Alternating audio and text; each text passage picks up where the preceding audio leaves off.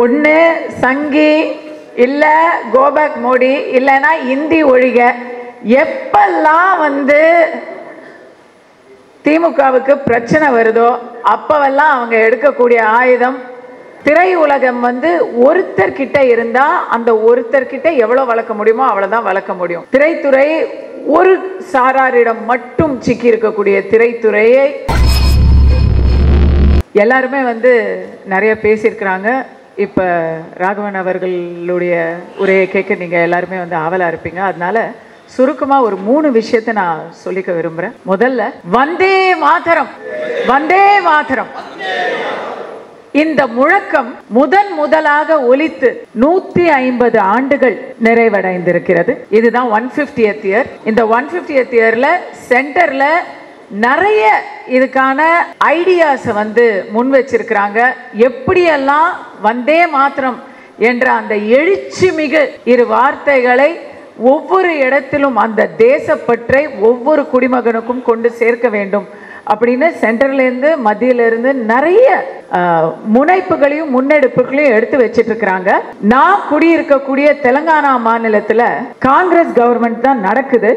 ஆனா அங்க இதுக்கு ஒரு மிகப்பெரிய அளவுல ஒரு விழாவே எடுத்துட்டாங்க 2 நாள் முன்னாடி. தமிழ்நாட்டுல ரொம்ப அமைதியா இருக்குது. இத்தனைக்கும் கொடிகாத்த குமரனும் பாரதியும் எண்ணில் அடங்கா சுதந்திர போராட்ட வீரர்களையும் கொடுத்த ஒரு புண்ணிய பூமி இந்த தமிழ் மண். இங்க அந்த வந்தே மாத்திரம் என்ற குரல் இந்த வருடம் முழுக்க உறக்க ஒலிக்க செய்ய வேண்டும். அதற்கு கலை கலாச்சார அணிதான் சரியான.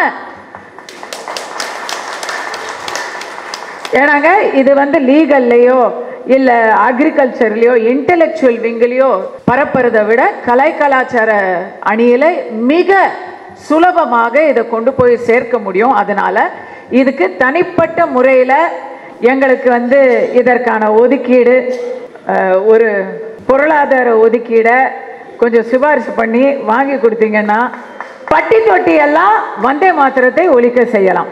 இது எலெக்ஷன் இன்னும் சில மாதங்கள்லயே வரப்போகுது, தேர்தல். அதுக்குள்ளார ஏன்னா தமிழ்நாட்டில் உங்களுக்கு தெரியாதது இல்லை. ஒன்று சங்கி இல்ல கோபேக் மோடி இல்லைன்னா இந்தி ஒழிக.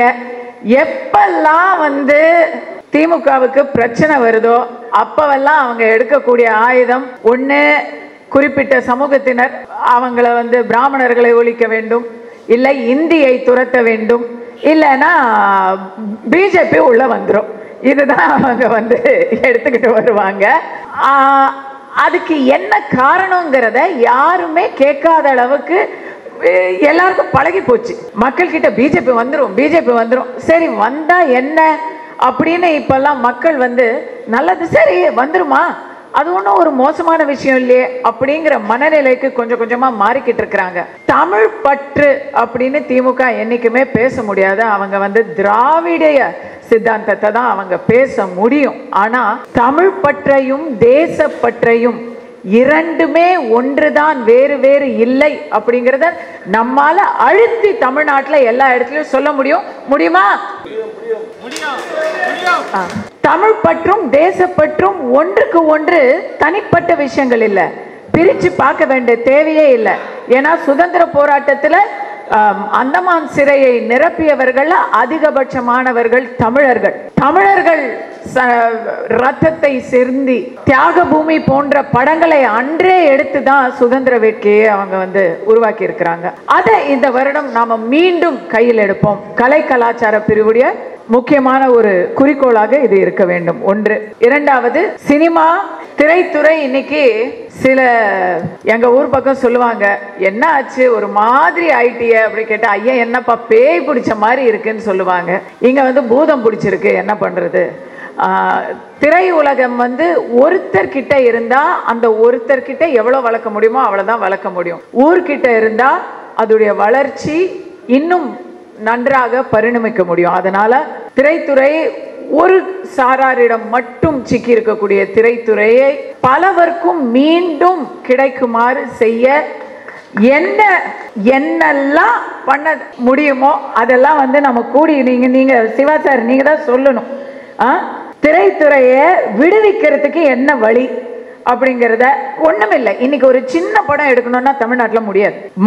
ஒவ்வொரு ஸ்டேட்ல இருந்து ஒவ்வொரு சூப்பர் ஸ்டாரை வச்சாதான் படமே எடுக்க முடியும். அதுக்கு அதை விட சின்ன படம் எடுத்தா அதை ரிலீஸ் பண்றதுக்குள்ள போதும்னு ஆயிருது. அப்போ ஒரு நல்ல படைப்பாளர்களை எப்படி அடையாளம் கண்டுபிடிக்கிறது, அவங்களுடைய படைப்புகளை எப்படி நம்ம மக்கள் பார்க்க தயாரா இருக்காங்க, மக்கள் வரவேற்க தயாரா இருக்கிறாங்க. தீபாவளிக்கு வெளியான படங்கள்ல தீபாவளிக்கு ஒரு வாரம் முன்னாடி வெளியான கந்தாராவை தான் உட்கார்ந்து பார்த்துக்கிட்டு இருந்தாங்க. ரொம்ப அதனால நல்ல படம் எங்க இருந்தாலும் அதை தமிழர்கள் தமிழகத்துல வரவேற்க தயாரா இருக்கிறாங்க. அந்த வரவேற்பை ஒருத்தர் மட்டும் ஏன் பிடிச்சி வச்சுக்கணும், அதை நம்ம திருப்பி மீட் எடுப்போம் அப்படிங்கிறது ஒரு முக்கியமான கோரிக்கை.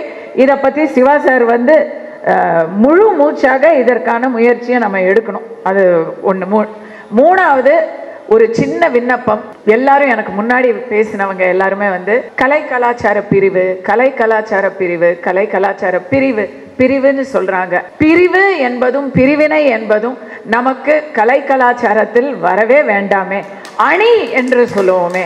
அணி என்றால் எல்லோரையும் ஒன்று அணைத்து ஒன்று இணைத்து முன்னெடுத்து வைப்பது. பிரிவு அப்படின்றது பிரித்து பார்ப்பது. அதனால கலை கலாச்சார அணி எல்லா வகையிலும் பாஜகவின் முக்கிய அணியாக வெற்றி பெறும். அதுதான் என்னுடைய அதற்கு நாம் அனைவரும் சேர்ந்து உழைப்போம் என்பதுதான் நம்முடைய ஒரு உறுதிமொழி. நன்றி, வணக்கம்.